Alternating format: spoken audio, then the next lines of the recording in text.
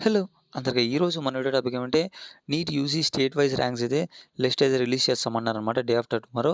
దానికి సంబంధించిన న్యూస్ అయితే వచ్చింది. దాని గురించి వీడియోలో అయితే క్లారిటీగా అయితే మాట్లాడుకుందాం. అంతకంటే ముందు మన ఛానల్ ఎవరైనా కొత్తగా చూస్తుంటే వాళ్ళు సబ్స్క్రైబ్ చేసుకోండి. మన వీడియో ఎవరికైనా నచ్చితే లైక్ చేసుకోండి. ఇక వీడియోలోకైతే వెళ్ళిపోదాం. ఇక్కడైతే చూసుకోవచ్చు. ఎల్లుండి నీట్ యూజీ రాష్ట్ర ర్యాంకుల జాబితా విడుదల అనైతే న్యూస్ అయితే వచ్చింది.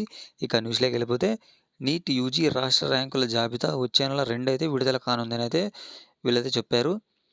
ఇప్పటికే జాతీయ స్థాయిలో ర్యాంకుల్ని కేంద్రం ప్రకటించింది.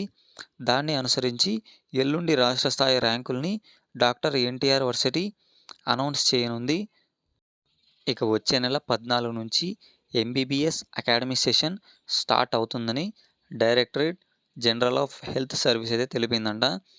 ఆగస్టు తొలి వారంలోనే కౌన్సిలింగ్ అయితే ప్రక్రియ ఉంటుందని పేర్కొంది. నీట్ యూజీ రాష్ట్ర ర్యాంకులను చూసుకుంటే ఆగస్టు 2నైతే విడుదల కానుందనమాట. అంటే డే ఆఫ్టర్ టుమారో అనమాట విడుదల చేస్తారు.